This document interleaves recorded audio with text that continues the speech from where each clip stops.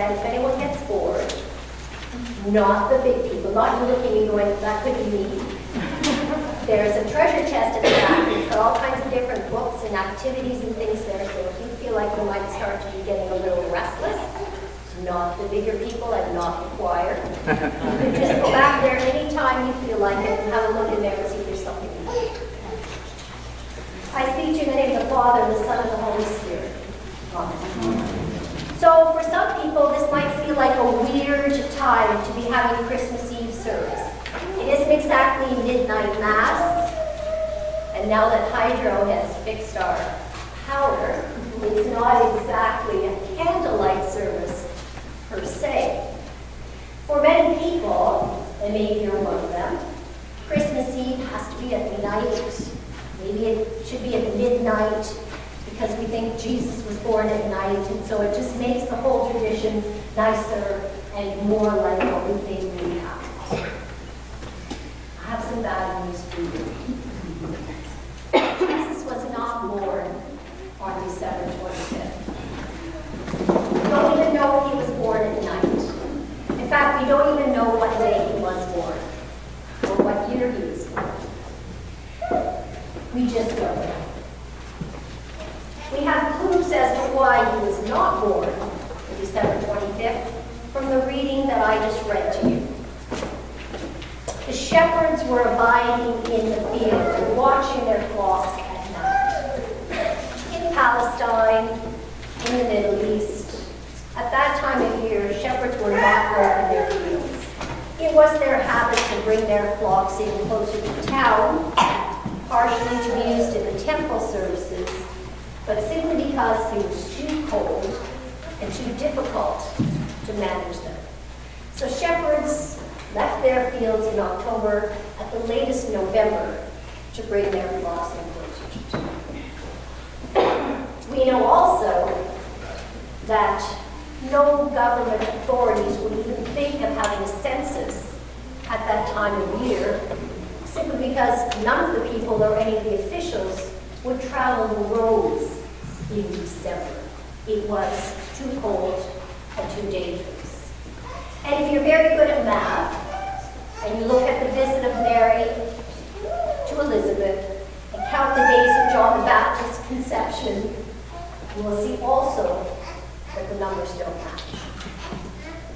So how did we end up with December 25th? Why are we so bent on celebrating it Christmas Eve, Christmas Day at this time? Well, in a strange leap in an opposite direction, the church decided to take on a secular festivity and make it a Christian one. Once Christianity became the religion of the empire, the great Pax Romana, in the 4th century, the emperor and the powerful church decided that it was time to have a celebration of Jesus' birth by taking over some of the more raucous or gaudy or wild festivals that pagan cults and cultures celebrated around this time. Because of course, right now, something we just celebrated this week, what is it? Solstice. Not Hanukkah. Somebody had it right over here. Solstice. The winter solstice. The great feast of the sun. It was called Natus Solis Invicti, the birthday of the invincible sun god, or the birth of the sun god, the unconquered sun god. So what could be more appropriate for Christians than to take that festival over for themselves and try to use that as their natal day for their son, their great son. Now, it wasn't without difficulties. Almost every culture of that time celebrated a festival around this time. We know, for example, even the Celts celebrated the great Scandinavian god Balder, who was murdered with a mistletoe arrow to the heart. So, if you look around, we've still got a few pagan influences going on even in the church. Well, the experiment also wasn't unqualified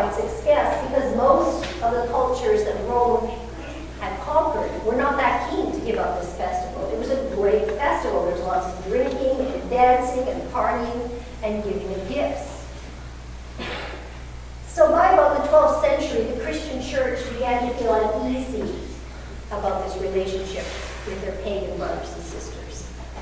And so they began to try and separate out what was the birth of Jesus from Saturnalia or Solus Invictus.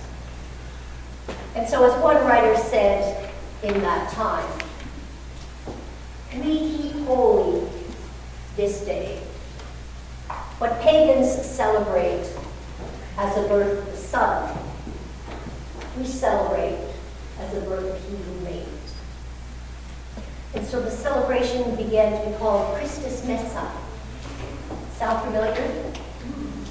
Christus Messa, Christ Mass, Christmas.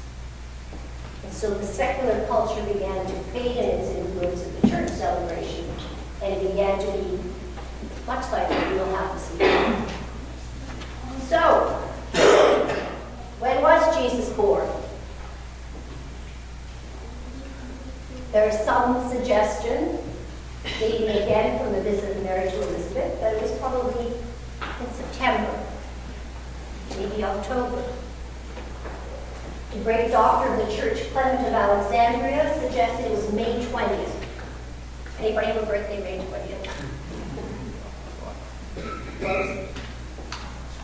We don't know. But how relevant is the exact date and time for us? Because what we celebrate this afternoon, is something that happens, we're told, in the fullness of time, in the right time, at the appointed time, to use a scriptural reference. And as Paul says to Titus in our reading today, the grace of God has appeared, bringing salvation to all. After all that He created, after He created us, after He gave creation into our hands, God ennobled humanity by taking on human flesh, by being born like us of a human mother, by offering to us through His life with us, through His death and through His resurrection, the gift and the opportunity to become children of God, to accept the gift of eternal life. And unlike the first humans, can't trick for it, or lie for it, or steal for it. It is a free gift, graciously offered, that we celebrate this afternoon. These are the glad tidings of great joy. For as St. Athanasius said in one of his briefer moments, He became like us, so we might be like Him. Amen. Amen.